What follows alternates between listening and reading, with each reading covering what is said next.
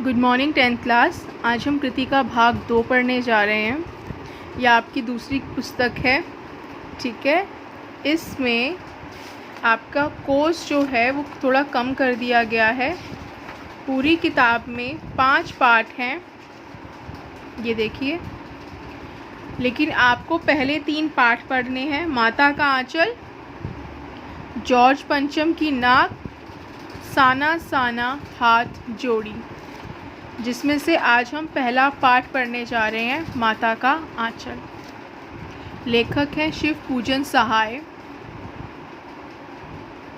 जहाँ लड़कों का संग तहाँ बाजे मृदंग, जहाँ बुढ़ों का संग तहाँ खर्चे का तंग। हमारे पिता तड़के उठकर निबट नहाकर पूजा करने बैठ जाते थे। यहाँ लेखक अपने बचपन के बारे में बता रहे हैं।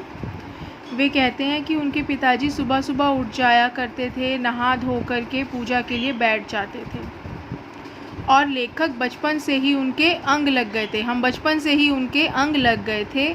माता से केवल दूध पीने तक का नाता था, इसलिए पिता के साथ ही हम भी बाहर की बैठक में ही सोया करते। तो इससे आपको क्या पता चल रहा है? लेखक के पिता बाहर की बैठक में सोते थे, सुबह सुबह नहा धोकर तैयार हो जाते थे और पूजा करने बैठ जाते थे। लेखक अपने पिताजी के अंग लग गए थे, यानी कि वे अपने पिताजी के साथ ही ज़्यादातर समय व्यतीत करते थे। वह अपने साथ ही हमें भी उठाते और साथ ही नहला धुलाकर पूजा पर बिठा लेते। कौन? लेखक के पिता लेखक को अपने साथ ही उठाते थे और नहला धुलाकर पूजा पर बिठा देते थे। हम भभूत का तिलक लगा देने के लिए उनको दिक करने लगते, उन्हें परेशान करने लगते। लेखक अपने पिता को परेशान करते ताकि उनके पिता उन्हें भभूत का तिलक लगा दें। कुछ हंसकर, कुछ झुंझलाकर और कुछ डांटकर। वह हमारे चौड़े लीलार में त्रिपुंड कर देते थे, यानी जो लेखक का माथा है, चौड़ा माथा था उनका, उस चौड़े माथे पर उनके पिताजी कुछ हंसते, कुछ झुंझलाते, कुछ डांट देते और फिर उनके चौड़े से ललाट पर त्रिपुंड 3 रेखाएं बना देते। हमारे लीलार में भभूत खूब खुलती थी, सिर में लंबी लंबी जटाएं थीं। भभूत रमाने से हम खासे बम भोला बन जाते थे, ठीक है, यानी शिव जी जैसे नज़र आते थे लेखक। उनके बाल भी लंबे थे और भभूत लगा देने पर उनका माथा जो है बड़ा ही खूबसूरत लगने लगता था। पिताजी हमें बड़े प्यार से भोलानाथ कहकर पुकारा करते, पर असल में हमारा नाम था तारकेश्वर नाथ। हम भी उनको बाबूजी कहकर पुकारा करते और माता को मैया। जब बाबूजी रामायण का पाठ करते तब हम उनकी बगल में बैठे बैठे आईने में अपना मुंह निहारा करते थे। जब वह हमारी ओर देखते तब हम कुछ लजाकर और मुस्कुराकर आईना नीचे रख देते। वह भी मुस्कुरा पड़ते थे। पूजा पाठ कर चुकने के बाद वह राम राम लिखने लगते। अपनी एक राम नामा बही पर 1000 राम नाम लिखकर वह उसे पाठ करने की पोथी के साथ बांधकर रख देते। इनके पिताजी क्या करते थे? राम नामा बही बना रखी थी, उसमें 1000 बार राम का नाम लिखा करते थे। फिर 500 बार कागज के छोटे छोटे टुकड़ों पर राम नाम लिखकर आटे की गोलियों में लपेटते और उन गोलियों को लेकर गंगा जी की ओर चल पड़ते थे, ठीक है। 500 बार कागज़ की छोटी छोटी गोलियां बनाते और 500 बार उनमें राम नाम लिखते। उन गोलियों को गोलियां बनाते कागज़ की और उन गोलियों को आटे की गोलियों में मिला देते थे, ठीक है, लपेट देते थे। आटे की गोली बनाई, उसके अंदर एक राम का नाम लिखा, लपेट दिया कागज़ को, ठीक। ऐसे 500 गोलियां बन गई और फिर कहाँ जाते थे? गंगा जी की तरफ। उस समय भी हम उनके कंधे पर विराजमान रहते थे। जब वह गंगा में एक एक आटे की गोलियां फेंक कर मछलियों को खिलाने लगते तब भी हम उनके कंधे पर ही बैठे बैठे हंसा करते थे। जब वह मछलियों को चारा देकर घर की ओर लौटने लगते तब बीच रास्ते में झुके हुए पेड़ों की डालों पर हमें बिठाकर झूला झुलाते थे। जो यह लेखक है, इनके पिताजी क्या करते थे, इन्हें अपने कंधे पर बिठाए रखते थे और रास्ते में जब वापस लौटते थे तो पेड़ों की जो झुकी हुई डालियां हैं उन पर बिठा करके लेखक को झूला झुलाते थे। कभी कभी बाबूजी हमसे कुश्ती भी लड़ते। वह शिथिल होकर हमारे बल को बढ़ावा देते और हम उनको पछाड़ देते थे। यह उतान पड़ जाते और हम उनकी छाती पर चढ़ जाते, यानी पीठ के बल उनके पिताजी लेट जाते कि अरे मैं तो हार गया जानबूझकर, और ये उनकी छाती पर चढ़ जाते। जब हम उनकी लंबी लंबी मूछें उखाड़ने लगते तब वह हंसते हंसते हमारे हाथों को मूछों से छुड़ाकर हमें चूम लेते थे। फिर जब हमसे खट्टा और मीठा चुम्मा मांगते हम बारी बारी कर अपना बायां और दाहिना गाल उनके मुंह की ओर फेर लेते थे। बाएं का खट्टा चुम्मा लेकर जब वह दाहिने का मीठा चुम्मा लेने लगते तब अपनी दाढ़ी या मूछ हमारे कोमल गालों पर गड़ा देते थे। हम झुंझलाकर फिर उनकी मूछें नोचने लग जाते थे।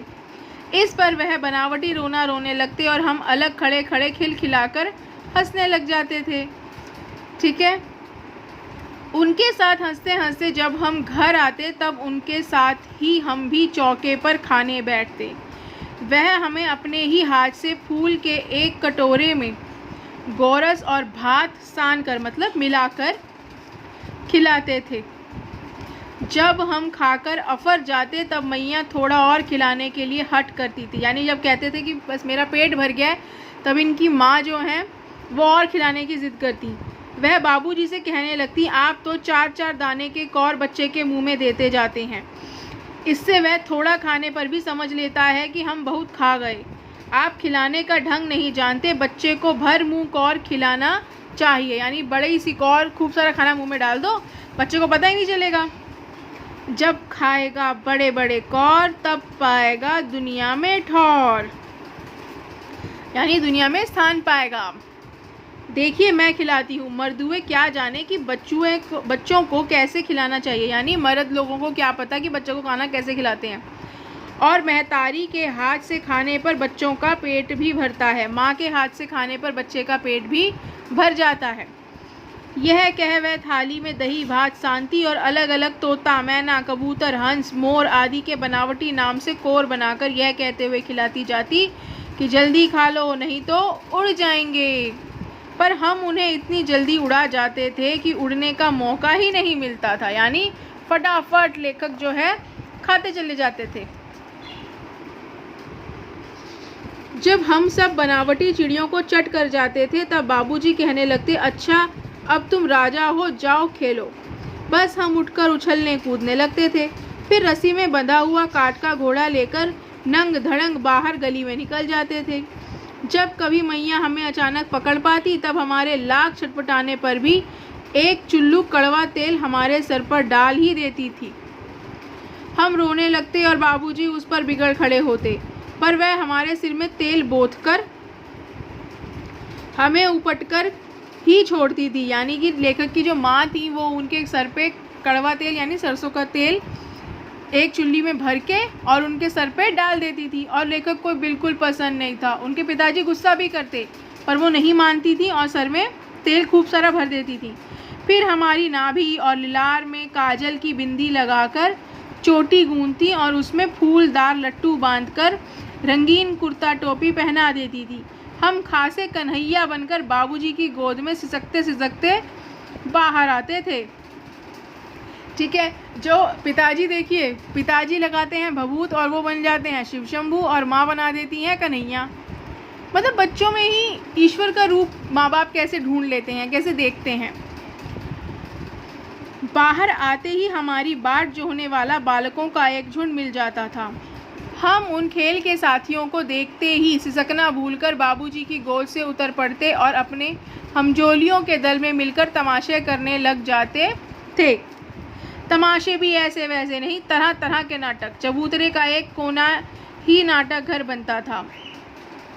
बाबूजी जिस छोटी चौकी पर बैठकर नहाते थे वही रंगमंच बनती। उसी पर सरकंडे के खंभों पर कागज का चंदौआ यानी छोटा सा शामियाना तानकर मिठाइयों की दुकान लगाई जाती। उसमें चिलम के खोंचे पर कपड़े के थालों में ढेले के लड्डू, पत्तों की पूरी कचौरियाँ, गीली मिट्टी की जलेबियाँ, फूटे घड़े के टुकड़ों के बताशे आदि मिठाइयाँ सजाई जाती। ठीक है बच्चे, देखिए क्या करते हैं। आप सब छोटे बच्चे भी आपके घरों में भी होंगे, आसपास देखते होंगे, आप उनका खेल देखिए, वो किस तरीके से चीज़ें गढ़ लेते हैं। यहाँ पे भी आप देख रहे हैं बच्चों को, ये नहीं है कि वो मिठाई की दुकान लगा रहे हैं तो मिठाइयाँ लेके बैठेंगे। वो किस तरीके से गीली मिट्टी से जलेबियाँ बना ली हैं, इस तरह के खेल करते हैं। पत्तों से पूड़ी कचौड़ियाँ बना ली कि भाई ये कचौड़ी है। आप बच्चों के खेल देखें तो एकदम मन भाव विभोर हो उठता है कि वो कैसे एक इमेजिनेटिव दुनिया बना लेते हैं। थोड़ी देर में मिठाई की दुकान बढ़ाकर हम लोग घरौंदा बनाते थे। धूल की मेड़ दीवार बनती और तिनकों का छप्पर, दातून के खंबे, दिया सलाई की पेटियों के किवाड़, घड़े के मुहड़े की चूल्हा चक्की, दिए की कढ़ाई और बाबूजी की पूजा वाली आचमनी कलछी बनती थी। पानी के घी, धूल के पिसान और बालू की चीनी से हम लोग ज्योनार यानी दावत तैयार करते थे। हम ही लोग ज्योनार करते और हम ही लोग की ज्योनार बैठती थी। हम पंगत बैठ जाती थी, तब बाबूजी भी घर धीरे से आकर पाँत के अंत में जीमने के लिए बैठ जाते थे। उनको बैठते देखते ही हम लोग हंसकर और घरौंदा बिगाड़कर भाग चलते थे। वह भी हंसते हंसते लोटपोट हो जाते और कहने लगते, फिर कब भोज होगा भोलानाथ। ठीक है, यानी कि जब आप देखेंगे बच्चे खेल रहे हैं वो बहुत इस तरह की चीज़ें करते हैं। बच्चे घर घर खेलते हैं, है ना, टीचर बन जाते हैं, स्कूल बना लेते हैं अपना, उसी के अंदर खुद ही विद्यार्थी बने हैं, खुद ही शिक्षक बने हैं, पढ़ रहे हैं, पढ़ा रहे हैं। और जैसे ही कोई देखने आता है ना, कोई देख रहा हो, फटाफट वो सारी किताबें एक तरफ करके बैठ जाते हैं। वही यहाँ पर भी होता था कि लेखक बच्चों के साथ में झूठ मूठ का खाना बना रहे हैं, दावतें कर रहे हैं, खुद ही पंगत में बैठे हुए हैं। और जब पिताजी पंगत में आके बैठते तो सारे बच्चे हंसते हुए भाग खड़े होते थे। कभी कभी हम लोग बारात का भी जुलूस निकालते थे। कनस्तर का तंबूरा बजता, अमोले को घिसकर शहनाई बजाई जाती, यानी आम का जो छोटा सा पौधा होता है उसको। टूटी चूहेदानी की पालकी बनती। हम समधी बनकर बकरे पर चढ़ लेते और चबूतरे के एक कोने से चलकर बारात दूसरे कोने में जाकर दरवाजे लगती थी। वहाँ काठ की पटरियों से घिरे, गोबर से लिपे, आम और केले की टहनियों से सजाए हुए छोटे आंगन में कुल्हिए का कलसा रखा रहता था। वहीं पहुंचकर बारात फिर लौट आती थी। लौटने के समय खटोली पर लाल ओहार यानी पर्दे के लिए डाला हुआ कपड़ा, मतलब लाल कपड़ा डाल देते थे, उसमें दुल्हन को चढ़ा लिया जाता था। लौट आने पर बाबूजी ज्यों ही ओहार उघार कर दुल्हन का मुख रखने लगते, त्यों ही हम लोग हंसकर भाग जाते। थोड़ी देर बाद फिर लड़कों की मंडली जुट जाती थी। इकट्ठा होते ही राय जमती कि खेती की जाए। बस चबूतरे के छोर पर घिरनी गड़ जाती और जिसके नीचे की गली कुआं बन जाती थी। मूंज की बटी हुई पतली रस्सी में एक चुक्कड़ बांध गड़ाई पर चढ़ाकर लटका दिया जाता और दो लड़के बैल बनकर मोट खींचने लग जाते। चबूतरा खेत बनता, कंकड़ बीज और ठेंगा हल जुआठा। बड़ी मेहनत से खेत जोते बोए और पटाए जाते। फसल तैयार होते देर न लगती और हम हाथों हाथ फसल काट लेते थे। काटते समय गाते थे, ऊंच नीच में बई कियारी, जो उपजई सो भई हमारी। फसल को एक जगह रखकर उसे पैरों से रौंद डालते थे। कसोरे का सूप बनाकर, कसोरा होता है मिट्टी का बना छिछला कटोरा, मिट्टी का कटोरा सा होता है वो, और मिट्टी की दिए की तराजू पर तोलकर राशि तैयार कर देते थे। इसी बीच बाबूजी आकर पूछ बैठते थे, इस साल की खेती कैसी रही भोलानाथ। बस फिर क्या, हम लोग ज्यों का त्यों खेत खलिहान छोड़कर हंसते हुए भाग जाते थे। कैसी मौज की खेती थी। ऐसे ऐसे नाटक हम लोग बराबर खेला करते थे। बटोही भी कुछ देर ठिठक कर हम लोगों के तमाशे देख लेते थे। जब कभी हम लोग ददरी के मेले में जाने वाले आदमियों का झुंड देख पाते, तब कूद कूद कर चिल्लाने लगते थे, चलो भाइयों ददरी, सतु पिसान की मोटरी। अगर किसी दूल्हे के आगे आगे जाती हुई ओहारदार पालकी देख पाते, तब खूब जोर से चिल्लाने लगते थे, रहरी में रहरी पुरान रहरी, डोला के कनिया हमार महरी। रहरी मतलब अरहर, अरहर की दाल सुनी है आप लोगों ने, उसी को कह रहे हैं रहरी। इसी पर एक बार बूढ़े वर ने हम लोगों को बड़ी दूर तक खदेड़ कर ढेलों से मारा था। उस खसूट खब्बीस की सूरत आज तक हमें याद है। न जाने किस ससुर ने वैसा जमाई ढूंढ निकाला था। वैसा घोड़ मुँहा आदमी हमने कभी नहीं देखा। मतलब बहुत ही बुरी शक्ल कह रहे हैं कि उस व्यक्ति की थी।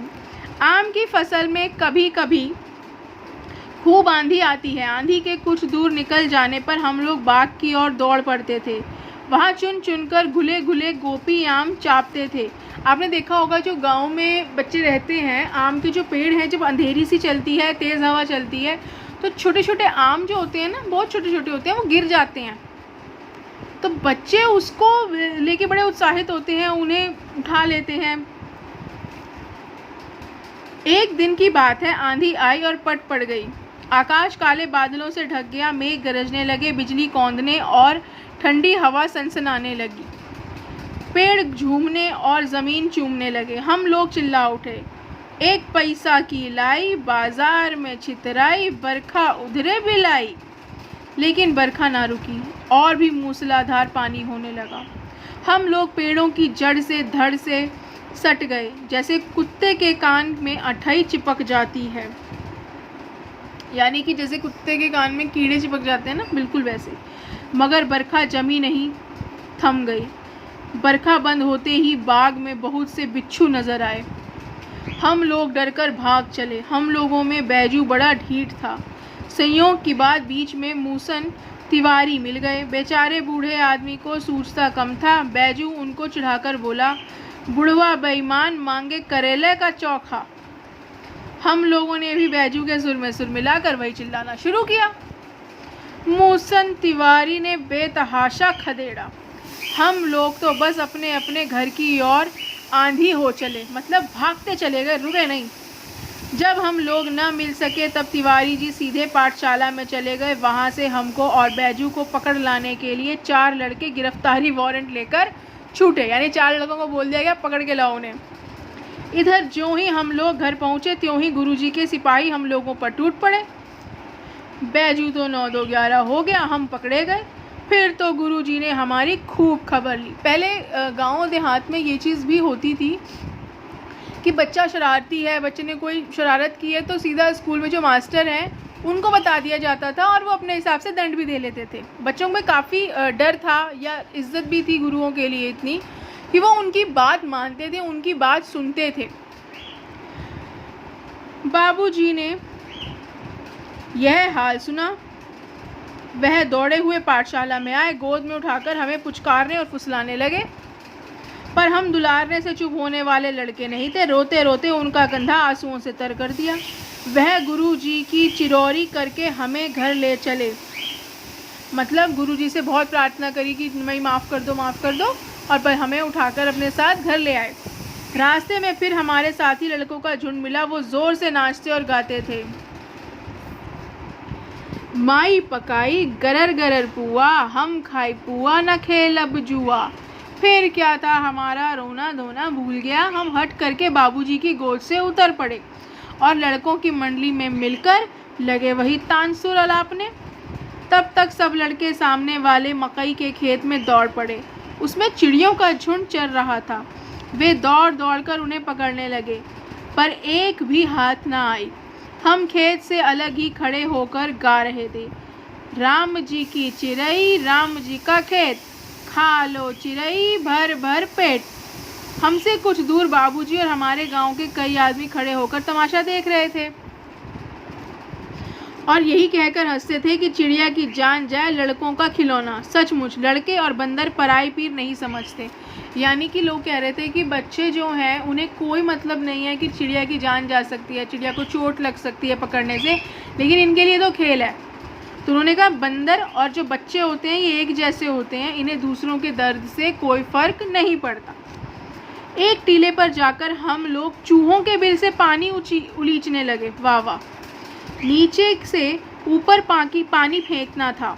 हम सब थक गए। तब तक गणेश जी के चूहे की रक्षा के लिए शिवजी का सांप निकल आया। रोते चिल्लाते हम लोग बेतहाशा भाग चले। कोई औंधा गिरा, कोई अंटा चट, किसी का सिर फूटा, किसी के दांत टूटे। सभी गिरते पड़ते भागे, हमारी सारी देह लहूलुहान हो गई। पैरों के तलवे कांटों से छलनी हो गए। देखिए कितने शैतान थे, चूहों को परेशान कर रहे थे और तभी वहाँ पर आ गया सांप, और सांप को देख के सारे बच्चे इधर उधर भाग निकले। हम एक सुर से दौड़े हुए आए और घर में घुस गए। उस समय बाबूजी बैठक के ओसारे में बैठकर हुक्का गुड़गुड़ा रहे थे, यानी बरामदे में बैठे थे और हुक्का पी रहे थे।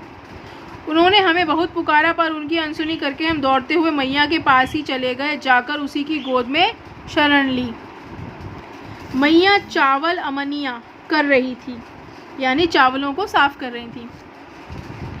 हम उसी के आंचल में छिप गए। हमें डर से कांपते देखकर वह जोर से रो पड़ी और सब काम छोड़ बैठी। अधीर होकर हमारे भय का कारण पूछने लगी। कभी हमें अंग भरकर दबाती और कभी हमारे अंगों को अपने आंचल से पोंछकर हमें चूम लेती। बड़े संकट में पड़ गई। झटपट हल्दी पीसकर हमारे घावों पर थोपी गई। घर में कोहराम मच गया। हम केवल धीमे सुर से सा सा सा कहते हुए मैया के आंचल में लुके चले जाते थे। सारा शरीर थर थर काँप रहा था, रोंगटे खड़े हो गए थे। हम आंखें खोलना चाहते थे पर वे खुलती न थी। हमारे कांपते हुए होठों को मैया बार बार निहाकर रोती और बड़े लाड से हमें गले लगा लेती थी। इसी समय बाबूजी दौड़े आए। आकर झट हमें मैया की गोद से अपनी गोद में लेने लगे, पर हमने मैया के आंचल की प्रेम और शांति के चंदोवे की छाया न छोड़ी। ठीक है, जब लेखक बहुत डर गए तो उन्होंने अपनी माँ की आंचल में ही शरण ली। आप देख रहे हैं कि जो पूरा पाठ था उसमें अपने लेखक ने आपको क्या बताया कि वो अपने पिता के अंग लग गए थे, पिताजी के साथ ही सोते थे, नहाते थे, खाते थे। लेकिन भय की अवस्था में आप देखेंगे हमेशा ऐसा होता है कि जब बच्चा डरा हुआ होता है तो उसे अपनी माँ का आंचल ही सबसे ज़्यादा सुरक्षित स्थान नज़र आता है। बच्चा उसी में छुपना चाहता है, माँ के आंचल में ही, माँ की गोद में ही बैठना चाहता है। वहाँ उसे जो सुरक्षा मिलती है उसे वो कहीं नहीं नज़र आती। अब पाठ के प्रश्न उत्तर हैं। पहला प्रश्न है, प्रस्तुत पाठ के आधार पर यह कहा जा सकता है कि बच्चे का अपने पिता से अधिक जुड़ाव था, फिर भी विपदा के समय वह पिता के साथ न जाकर माँ की शरण लेता है। आपकी समझ से इसकी क्या वजह हो सकती है? क्या सोचते हैं बेटा आप लोग? अभी हम बात कर रहे थे माँ के पास ही शरण क्यों ली, पिता के पास क्यों नहीं? क्योंकि बच्चा जो है भावनात्मक रूप से अपनी माँ से ही ज़्यादा जुड़ा होता है। माँ के आंचल में ही उसे सुरक्षित महसूस होता है। ठीक है, आपके विचार से भोलानाथ अपने साथियों को देखकर सिसकना क्यों भूल जाता है? क्योंकि एकदम से अपने दोस्तों को देख करके उसे याद आते हैं खेल, कि ओह अब तो मैं खेलने जा रहा हूँ। तो बच्चा एकदम से, आप देखेंगे बच्चों के मूड चेंज एकदम हो जाते हैं। अभी बच्चा रो रहा था, अभी अचानक हंसने लगा। तो वही भोलानाथ के साथ होता है कि जैसे ही वो अपने दोस्तों को देखता है तो सिसकना भूल जाता है और उसे याद आता है कि फटाफट जाऊँ अपने दोस्तों के साथ और नए नए खेल खेलूँ। आपने देखा होगा कि भोलानाथ और उसके साथी जब तब खेलते खाते समय किसी न किसी प्रकार की तुकबंदी करते हैं। आपको यदि अपने खेलों आदि से जुड़ी तुकबंदी याद हो तो लिखिए। आप लोग जो खेल खेलते हो बेटा घर में, उसमें कई तरह के गीत या लाइनें गाते हो ना, पोशंपा भाई पोशंपा, एक वो वाला खेल भी आप लोग गाते हो, उसमें भी कुछ पंक्तियाँ हैं। और आप जो खेल खेलते हो उसके अंदर जो पंक्तियाँ होती हैं आप वो लिख सकते हैं। आपने इसमें वही लिखनी है। आप जो अलग अलग खेल खेलते हो ना बेटा, उसमें जो पंक्तियाँ आती हैं जो गाते हो आप लोग, वो लिखना है। भोलानाथ और उसके साथियों के खेल और खेलने की सामग्री आपके खेल और खेलने की सामग्री से किस प्रकार भिन्न है? आप लोग भी बेटा खेल खेलते हो अलग अलग तरह के, तो आप जो खेल खेलते हो उसका नाम बताओ और उसमें आप क्या क्या सामग्री इस्तेमाल करते हो। जैसे बच्चे खेलते हैं, घर घर खेलते हैं, उसमें खाना बनाते हैं, तो आप क्या करते हो खाना बनाने के लिए? कौन से बर्तन बनाते हो? ईंटों का इस्तेमाल करते हो, पत्थरों का इस्तेमाल करते हो, किस चीज़ का इस्तेमाल करते हो, या घर के अंदर के दूसरे बर्तनों का इस्तेमाल कर लेते हो, छोटी बड़ी चीज़ों का, प्लास्टिक की चीज़ों का, जो भी आप इस्तेमाल करते हो उनकी आपको लिस्ट बनानी है। ठीक है बेटा, और अपने खेल का नाम भी बताना, कौन सा खेल खेलते हो आप लोग, कौन सा पसंद है। पाठ में आए ऐसे प्रसंगों का वर्णन कीजिए जो आपके दिल को छू गए हो। जो प्रसंग आपके दिल को छू गया हो उसका वर्णन करना है। कौन सा मज़ेदार लगा? आम के पेड़ पे जब हवा चलती है और छोटे छोटे आम गिरते हैं, बच्चे उठाते हैं, वो मज़ेदार लगा? या बच्चों के तमाशे करने मज़ेदार लगे? या मास्टर जी का डांटना मज़ेदार लगा? जो मज़ेदार लगा आपको प्रसंग, आप उसको बताएंगे जो आपके दिल को छू गया हो। या किस तरीके से भोलानाथ अपनी माँ के गले चिपट गया, वो आपको पसंद हो तो आप वो बता सकते हैं। इस उपन्यास अंश में 30 के दशक की ग्राम्य संस्कृति का चित्रण है। आज की ग्रामीण संस्कृति में आपको किस तरह के परिवर्तन दिखाई दे? आप में से कई बच्चे इस वक्त गांव में हैं, है ना बेटा? तो आपके गांव की संस्कृति में अभी क्या परिवर्तन आपको देखने को मिलता है? यहाँ पर बहुत सी बातें बताई गई हैं गांव की। अभी क्या परिवर्तन आपको देखने को मिलता है, आपको बताना है। जैसे अब गांव के स्कूल में एक ही मास्टर जी नहीं होते, बड़े सारे मास्टर जी होते हैं, है ना? वो एक अंतर नज़र आता है, खेलने के तरीक़ों में नज़र आता है, वो सब चीज़ें आप बता सकते हैं। पाठ पढ़ते पढ़ते आपको भी अपने माता पिता का लाड़ प्यार याद आ रहा होगा। अपनी इन भावनाओं को डायरी में अंकित कीजिए। एक डायरी लिखिए, 1 पेज की लिखनी है बेटा, आज की तारीख डाल के लिखेंगे 22/7/2020, ठीक है? और उसके बारे में आप ये बताइए कुछ ऐसी घटना हुई हो जिसमें आपको मम्मी पापा का कोई प्यार याद आ रहा हो, कि आज जैसे आप सुबह उठे तो मम्मी ने आपको कैसे प्यार से उठाया या पापा ने आपको कैसे लाड़ किया। आप इस तरह से कोई भी डायरी बना के लिखनी है, कुछ भी लिख सकते हैं। यहाँ माता पिता का बच्चे के प्रति जो वात्सल्य व्यक्त हुआ है उसे अपने शब्दों में लिखिए, अपने शब्दों में बताना है। लिखना यही है जो पाठ में चल रहा है, लेकिन इसे आप अपने शब्दों में बताएंगे कि माँ कैसे बच्चे को प्यार कर रही थी, किस तरीके का लाड कर रही थी, खाना कैसे खिला रही थी। आपने देखा है वो कहती हैं कि मर्द खाना नहीं खिला सकते बच्चों को, चिड़िया तोता कैसे कैसे करके खाना खिला रही है, वो लाड़। उनके पिताजी किस तरीके से लाड़ कर रहे थे, उसे अपने शब्दों में बताना है आपने, और बहुत ज़्यादा नहीं लिखना है, 100 शब्दों में कंप्लीट करेंगे। माता का आंचल शीर्षक की उपयुक्तता बताते हुए कोई अन्य शीर्षक सुझाइए। ये बताइए कि माता का आंचल शीर्षक कहाँ तक सही लगा आपको, और अगर कोई और शीर्षक देना होता तो आप इस पाठ को कोई और शीर्षक क्या देते। बच्चे माता पिता के प्रति अपने प्रेम को कैसे अभिव्यक्त करते हैं? बच्चे कैसे बताते हैं अपने माता पिता को अपना प्रेम, बच्चे कैसे व्यक्त करते हैं, ये आपको बताना है। कैसे माँ बाप को पता चलता है कि बच्चे प्यार करते हैं, ठीक? आप जिस तरीके के उदाहरण देना चाहें आप दे सकते हैं। इस पाठ से भी निकालना चाहें आप इस पाठ से भी दे सकते हैं, कोई दिक्कत नहीं है।